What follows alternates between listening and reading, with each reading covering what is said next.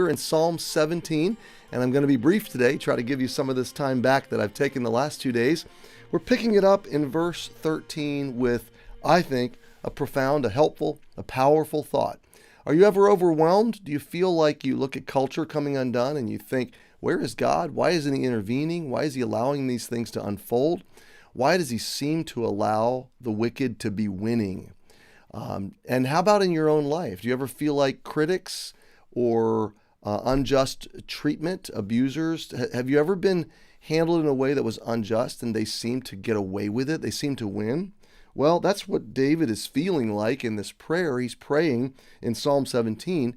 He is casting his entire sense of justice and source of justice back into God's hands. He's saying, God, I'm not going to sin. I'm not going to react. I'm going to totally, completely trust you, wait on you. But God, in the light of that, deliver me, hear me, keep me, hold me, strengthen me, sustain me. And in verse 13, he says, arise, O Lord, disappoint him, get in between me and my enemy, and cast him down, deliver my soul from the wicked. So he is praying for deliverance, which is always a good thing, friends, okay? But look at what he says. Deliver me from the wicked, which is thy sword. Now, is he saying the wicked are, that God brings his sword to bear on the wicked? There's, different commentators and different translations might cause question here, but the most literal sense of the Hebrew is what we're reading. The wicked is God's sword somehow. But look at the next phrase, from men which are thy hand. How could men that oppose God also be the hand of God? Is David implying that God is the author of sin? That God is the source of wickedness? Well, we know that's not true because the Bible says that God is not the author of sin, that he's perfectly holy and righteous and just. So how can the wicked be God's sword? How can the unjust men be in the hand of God? Well, this speaks to God's providence, his sovereignty, and something actually that's pretty profound. It's hard for us to even wrap our brains around, but it goes something like this. The worst your enemy can do is to be the unwitting tool in God's hands to further and advance his will for your life and for all of time and space. The worst that anybody can be in your life is the hand and tool of God to bring good outcomes in your life. Now, that's not to say that God authors sin or that God executes sin.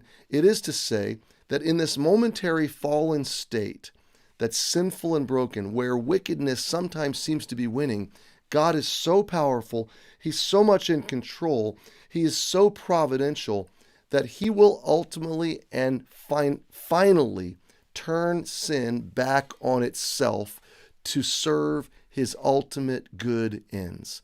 This is what the Bible means. This is what Joseph meant when he said, you meant it for evil, but God meant it for good. God allows sometimes unjust things to befall us to the end that he's going to turn it back on itself. The wicked dig a pit and are fallen into it. The wicked lay a trap and are snared in their own trap. God will ultimately take all wickedness and it will devour itself and ultimately serve his good, eternal, redemptive plan. So yes, it is true, my friend, in that sense, your enemy is really a part of the sword in God's hand. Your opposers are really instruments in God's hands that in his providence and power, they have no real power over you. You have no real vulnerability to them. You are simply God's protected apple of his eye, under his wings, cherished child. And to the extent that your enemies seem to have influence in your life, it is but a moment, and it is God unfolding his greater will, his greater purposes, his greater goodness. You will one day look back on the things that you think oppose you, and in God's will, you will see him redeem even the bad, and it will all be used for his ultimate good and for your ultimate good. Now, my friend, think about the cross. God's ultimate good work was being done how? Through the hands of his enemies.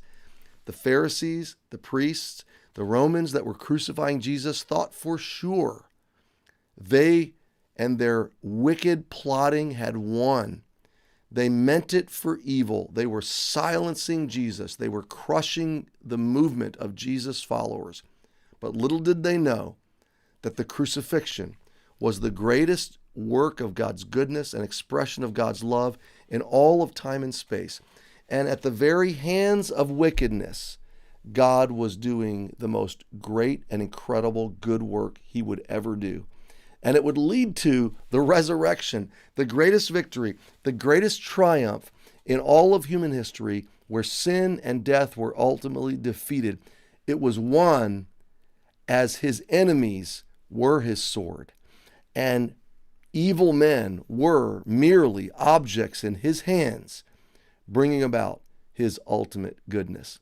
Well, my friend, I don't know how it's all going to work out for you, but I know this: when you cast your total dependence on God and you decide not to reach for your own sense of justice, not to avenge yourself, not to sin, and trust God instead, you can bank on this, that even your enemies are working towards God's ultimate good ends in your life. They can do nothing but advance the will of God for you. Well, my friend, that is enough for today. Thanks for joining me in Psalm 17. Chew on this today. Think about it. Even the wicked are working towards God's ultimately good, redemptive outcomes. Have a great Wednesday. We'll see you tomorrow.